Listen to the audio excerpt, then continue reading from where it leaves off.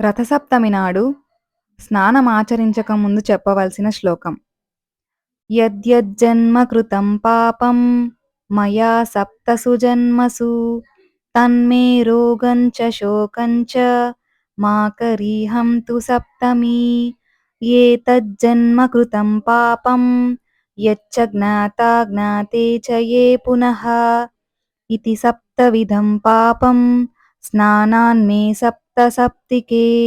సప్తవ్యాధి సమాయుక్తం హర సప్తమి మే హర.